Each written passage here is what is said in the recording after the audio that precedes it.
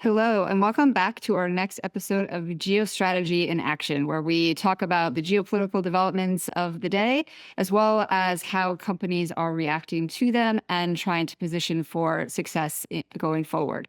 So I'm joined today by Robyn Bew. She's director with the EY Center for Board Matters.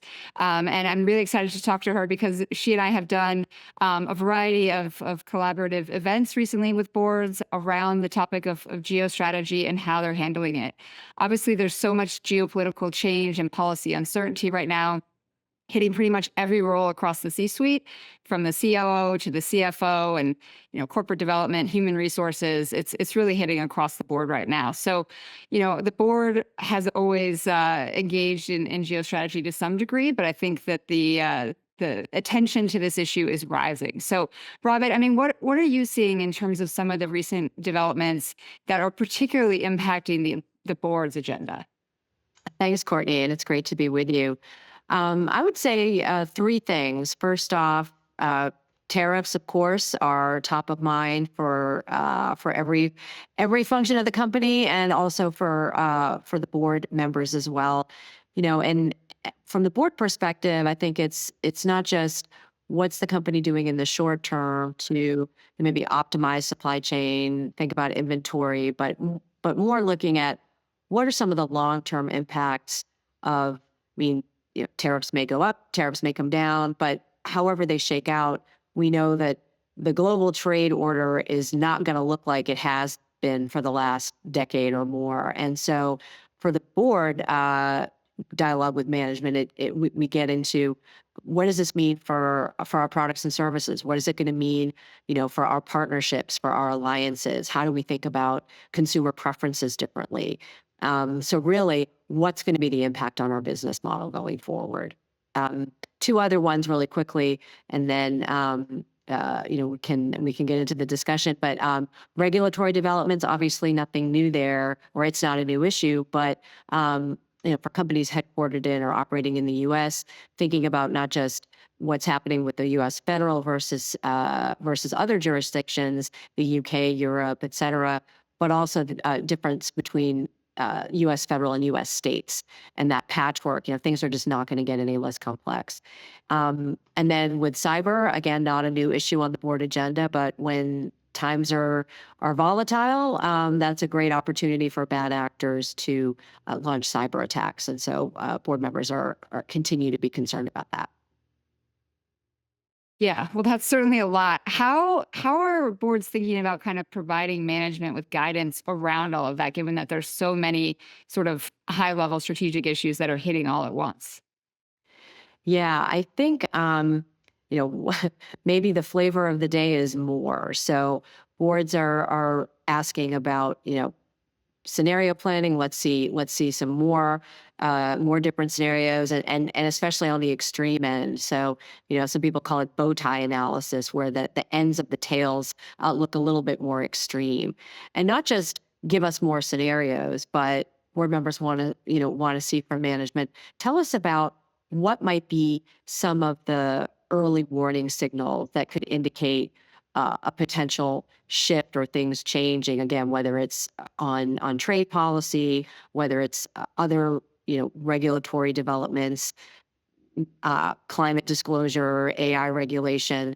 So how are we staying on top of those things? How do we know that we're staying in compliance, which is an important part of the board's responsibility, but also how are we staying agile to be able to capture opportunity when it arises? So not just thinking about downside risk, but also thinking about upside opportunity. Yeah, absolutely. And I mean, this is something that came out loud and clear. You said more when we did our geostrategy and practice survey recently. We have definitely seen a noticeable uptick in the number of actions that boards are taking to help management sort of adapt to this geopolitical environment and manage geopolitical risks in a more proactive way. So I think, a lot more around scenario planning, as you mentioned, a lot more sort of insights sessions from, both company functions as well as external political risk providers around what's happening in the world and how it's likely to impact their particular company. So I think definitely seeing more activity across the board, as you said. Is there anything in particular around audit committees and how they're managing all of this?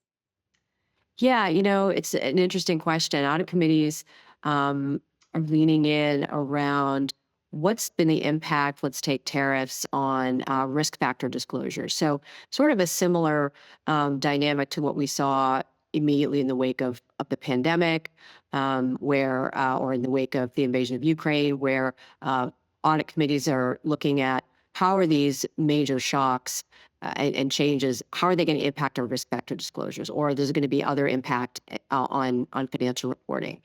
And then another area for audit committee focus is, again, when you've got volatile business conditions, when things are changing on a day-to-day, hour-to-hour basis, when everybody's on high alert across the company, that can sometimes lead to increased risk of fraud. And so audit committees are asking, hey, how are our controls?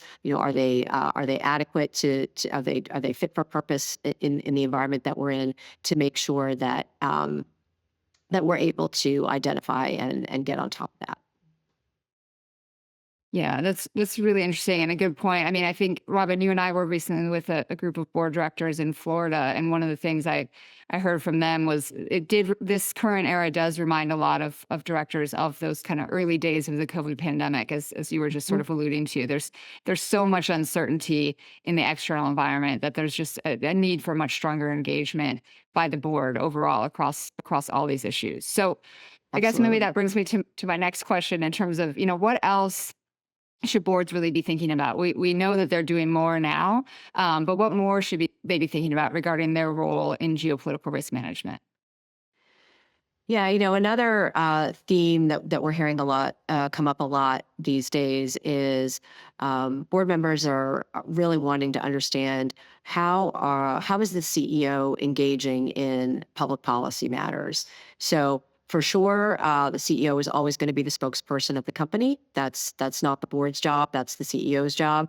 But we're seeing a lot more dialogue around board members asking, so what are we doing? What's our stance as a company? Are we engaging where or how are we engaging, perhaps individually as a company versus maybe collectively through trade associations, through industry groups, or maybe through other partners in our business ecosystem, our supply chain. So that's one area that we see boards doing a little bit more. And kind of on a related external note, Courtney, boards want to know, how is the CEO telling the story of company performance to investors during these times? So activist investors are still out there, and they are on the lookout for companies that they believe are underperforming relative to peers. And so it's important for companies to have a really strong narrative about how are we doing, what's our strategy, how are we kind of navigating through choppy waters, and really keeping our eye on the long term. Yeah, absolutely. I mean, that's certainly something that I've been hearing from a lot of board directors as well, executives as well. There's a need to both kind of mitigate some of the risks in the short term or think through short term, strategies, while also keeping the focus on the long term. And I think that's a really crucial role that the board needs to play in this current environment. For sure. And that's where, I was just in a conversation earlier this morning with some board members for a couple of our big clients. And one director mentioned, it's times like these when the board may also be able to help give the CEO and the management team some backing. For example, if the company decides not to give guidance to Wall Street, then, this is a time when the board can really help sort of provide that support and that backing in making choices like that. Yeah, makes a lot of sense. Well, great. Thanks, Robyn. Certainly lots on the board agenda these days. And I'm sure we'll invite you back on a future episode. We'll also be exploring, some other roles around companies and how geopolitical risk is affecting them and how they're putting their geostrategies into action. And we'll take some sector deep dives as well in upcoming episodes. So stay tuned for future episodes. But for now, thank you for joining us.